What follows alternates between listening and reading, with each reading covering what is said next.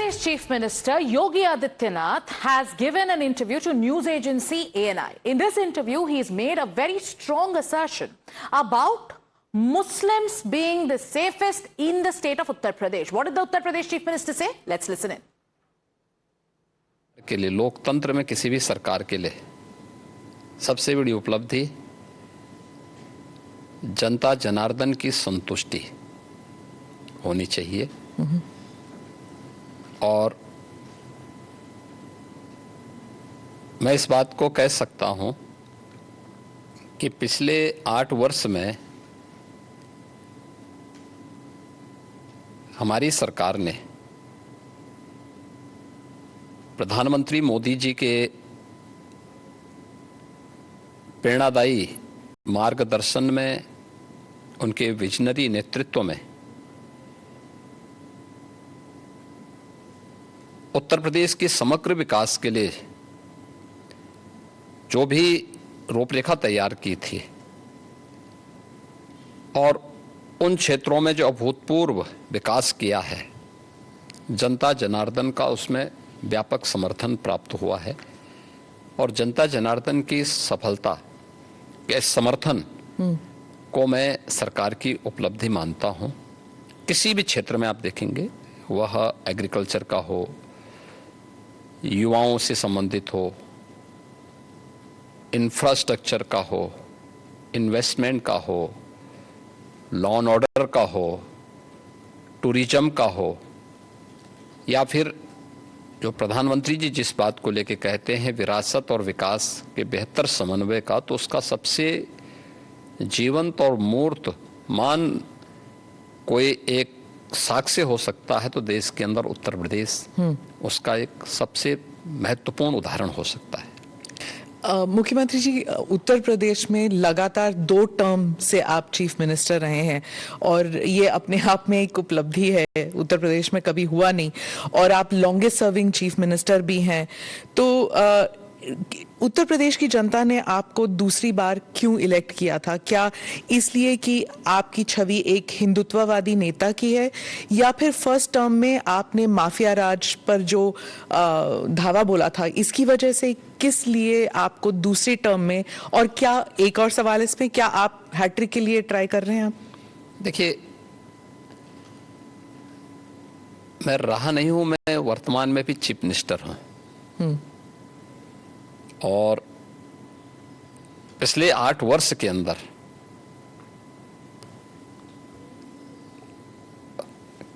अपनी पार्टी के नेतृत्व के कारण, पार्टी के और सहयोगी दलों के सभी नेताओं के सहयोग के कारण, भारतीय जनता पार्टी के एक कार्यकर्ता और अन्य सहयोगी संगठनों के सहयोग से जनता जनार्दन का जो आशीर्वाद हमें प्राप्त हुआ है, तो ये हमारी सरकार को पहली बार यह अवसर मिला है कि आजादी के बाद कोई मुख्यमंत्री 5 वर्षों तक लगातार काम करे और फिर से वह 2/3 मेजॉरिटी के साथ गवर्नमेंट बना ले। ये फर्स्ट टाइम हुआ था और यह भी उपलब्धि हमारे साथ जुड़ी थी। और पिछले 8 वर्ष से तो हम यहाँ सेवा कर ही रहे हैं। तो सेवा, सुरक्षा और सुशासन का जो मॉडल हमारी पार्टी का था, उसको प्रभावी ढंग से उत्तर प्रदेश में लागू करने के कारण आज जनता जनार्दन का व्यापक आशीर्वाद भारतीय जनता पार्टी के साथ में, हमारे साथ में है। और लोकतंत्र में जनता जनार्दन का आशीर्वाद जिसके साथ में होगा वह सरकार में आएगा। तो ये SSS तो ट्रिपल टाइम सरकार, तो SSS तो उसी का उदाहरण है। तो फिर तीसरी बार के लिए भी आप कोशिश करेंगे? मैं कोशिश नहीं करूंगा, हमारी पार्टी कोशिश करेगी। पर चीफ मिनिस्टर तो आप ही बनेंगे ना? नहीं, मैं क्यों बन सकता हूं? भारतीय जनता पार्टी का कोई भी कार्यकर्ता बन सकता है। अच्छा, क्योंकि ऐसी अटकलें लगाई जा रही थी, क्योंकि आपने कहा था कि जब आप पहले टर्म में आपको कुछ अफसर ने कहा था कि आप अयोध्या मत जाइए, विवाद हो सकता है, और आपने कहा कि अगर सत्ता चली भी जाए तो कोई बात नहीं। अब आपने ये 2-3 बारी कहा कि सत्ता चली जाएगी, त्याग देंगे। जब ऐसी बातें होती है तो फिर अटकलें लगाई जाती है कि शायद योगी जी दिल्ली की तरफ देख रहे हैं या फिर दिल्ली से न्योता आया है। देखिए, ये उदाहरण उन प्रसंगों को लेकर के होते हैं जहां पे विरासत को आगे बढ़ाने का एक जज्बा सामने आता है। 2017 के पहले अयोध्या की क्या स्थिति थी, हर एक व्यक्ति जानता था। एक जद्दोजहद के साथ जब हम लोग उस समय अयोध्या की यात्रा करते थे तो बहुत सारे बैरियर हुआ करते थे, बुनियादी सुविधाओं का अभाव था और अयोध्या अपनी पहचान के लिए मोहताज थी।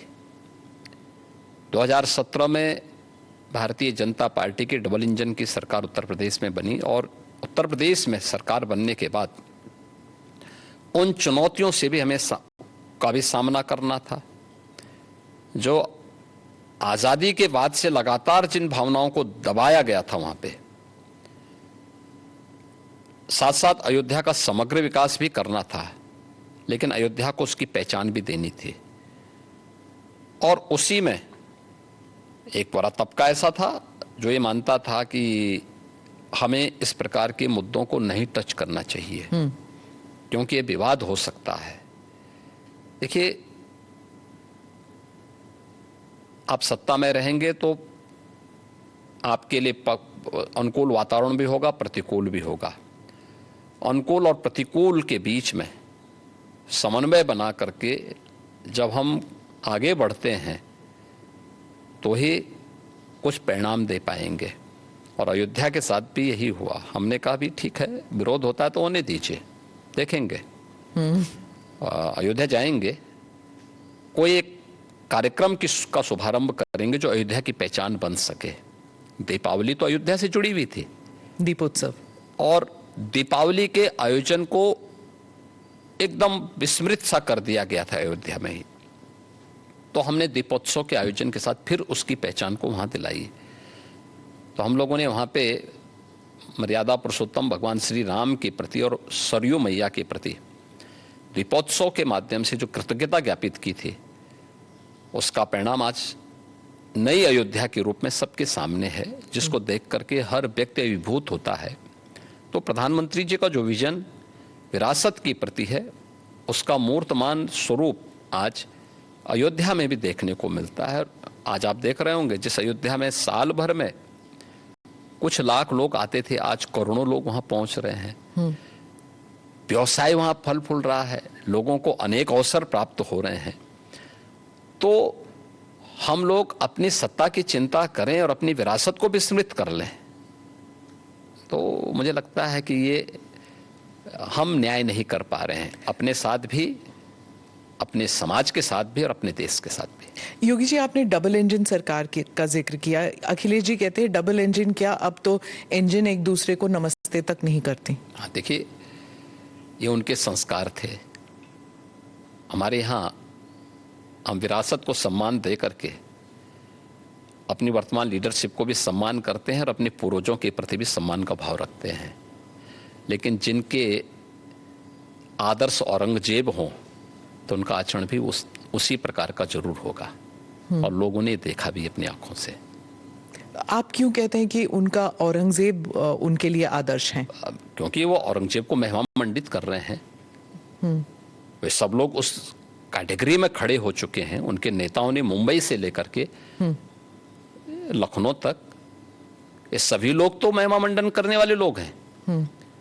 तो जिनका जैसा आदर्श होगा तो वैसे ही उनका स्वयं का चरित्र भी होगा। यही तो हमारी संस्कृति भी कहती है, शिवो भूत्वा शिवम यजेत। तो जो जिसकी पूजा करेगा उस जैसा ही बनता है। हम राम को आदर्श मानते हैं, कृष्ण को आदर्श मानते हैं, शिव को आदर्श मानते हैं, उनकी पूजा करते हैं, तो स्वाभाविक रूप से उनके अच्छे गुण भी हमारे अंदर उनकी कृपा से समाहित होते हैं। जो औरंगजेब को, बाबर को अपना आदर्श मानता होगा तो उन जैसे गुण भी उनके अंदर देखने को मिलेंगे और ये आचरण लोगों ने अपनी आंखों से देखा भी है और आगे भी देखेंगे। वो कहते हैं आपको हिस्ट्री के बारे में कुछ पता नहीं है। राणा संगा के बारे में उन्होंने कहा कि वो थे जिन्होंने बाबर को न्योता दिया था। आप जानते नहीं हैं अपने विरासत के बारे में। हिस्ट्री ये लोग जानते हैं। हिस्ट्री यही लोग जानते हैं जो जिन्ना को महिमामंडित करते हैं।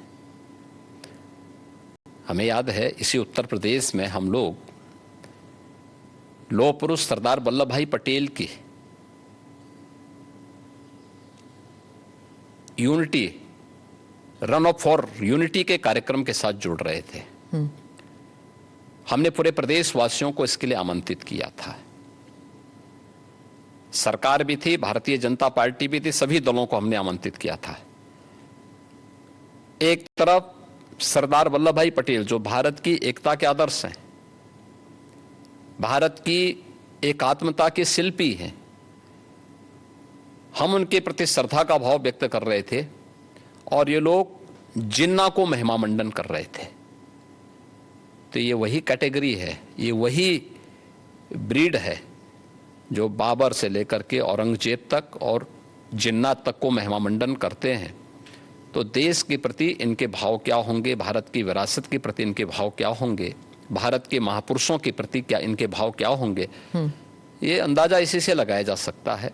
और ये लोग अवसरवादी भी हैं, इनको पलटी मारने में कोई देर नहीं लगेगी। भाई आज कर रहे हैं तो कहीं वोट लेना होगा, तो उनके कुछ नेताओं ने बयान देने शुरू किए हैं कि अब जो लॉस हो रहा है और जो कटघरे में खड़े हुए हैं, ठीक है, तो उसके बारे में इन्होंने कहना शुरू कर दिया, नहीं साहब ये तो जो है उन्होंने गलत बोला है और ये तो राष्ट्रीय महापुरुष थे, राष्ट्र नायक थे। राणा सांगा के इतिहास को अगर इन्होंने पढ़ा होता, वो महान योद्धा जिसके शरीर के घाव इस बात को बताते थे कि इन्होंने भारत की धर्म और संस्कृति को बचाने के लिए उस समय किस प्रकार के पराक्रम का परिचय दिया था। ये महाराणा प्रताप, महाराणा सांगा, छत्रपति शिवाजी महाराज और गुरु गोविंद सिंह के बारे में ये लोग बताएंगे। इतिहास के बारे में लोग क्या जानते हैं? जो औरंगजेब और बाबर की पूजा करते हो, जो जिन्ना को अपना आदर्श मानते हो, इन लोगों से इसकी उम्मीद नहीं की जा सकती है। और आप विधानसभा में आपका एक भाषण भी था, आपने कहा था कि अगर औरंगजेब का महिमा मंडल कर रहे हैं, वो जो नागपुर में जो कर रहे हैं, उनको यूपी आना चाहिए, हम उनका इलाज कर देंगे। इलाज कैसे करेंगे आप? उपचार तो देखिए, किसी भी बीमारी का उपचार के अलग अलग केंद्र होते हैं। तो यूपी ऐसे लोगों को बहुत अच्छा उपचार देता है। उनकी जैसी डिमांड होगी उस प्रकार का उपचार दे देंगे। महाराज, आपके राज्य में क्या मुसलमान सुरक्षित है? क्योंकि आए दिन सनातन की बात होती है। आप योगी हैं, मुख्यमंत्री हैं, महाराज हैं, क्या हैं आप फिर? मैं एक सामान्य नागरिक हूँ, उत्तर प्रदेश का एक नागरिक हूँ और एक नागरिक में एक योगी हूँ जो सबके सुख और सबके निरोगता की कामना करता है, सबका साथ और सबके विकास के मंत्र पर विश्वास करता है और उसी भाव के साथ हम लोग कार्य भी करते हैं। आप मुझे बताइए, दुनिया की सबसे प्राचीनतम धर्म और संस्कृति है सनातन धर्म। उसके नाम से ही आप अंदाजा लगा सकते हैं दुनिया की कोई जाति, मत और मजहब नहीं है जिसको उसकी विपत्ति के समय सनातन धर्मावलंबियों ने शरण न दी हो, उसके संरक्षण के लिए उसको हर प्रकार से फलने फूलने के लिए अवसर न प्रदान किया हो। लेकिन बदले में उसे मिला क्या? बदले में मिला क्या? और दुनिया के अंदर कोई उदाहरण नहीं, कोई उदाहरण नहीं कि कहीं भी हिंदू राजाओं ने दुनिया के अंदर कहीं भी अपने बल पर, अपने वैभव के दंभ से किसी पर आधिपत्य स्थापित किया हो, कहीं नहीं है। देखिए उदाहरण, अयम निज परोवेति गणना लघु चेतसाम उदार चरितानाम तो वसुधैव कुटुंबकम इस सनातन वाक्य है। दुनिया के अंदर कोई बोलता है? दुनिया के अंदर किसी ने इसका आचरण किया? कोई नहीं किया। सब तो हड़पना चाहते हैं। यानी यह अपना है, यह पराया है, यह भेदभाव छोटी संकुचित बुद्धि के लोग करते हैं। उदार चरित्र के लोगों के लिए तो पूरी दुनिया ही एक परिवार है। इस भाव के साथ सनातन धर्मावलंबी ने हमेशा काम किया है और आज भी उदाहरण देखने को मिल सकता है कि 100 हिंदू परिवारों के बीच में 100 हिंदू परिवारों के बीच में एक मुस्लिम परिवार सबसे सुरक्षित रहता है। उसको इसके पर्व और त्योहारों को, उसको अपने सभी मजहबी कर्मों को करने के लिए, या जिस मत और मजहब या संप्रदाय या सेक्ट का अनुयायी होगा उसको उस परंपरा के अनुसार अपने सारे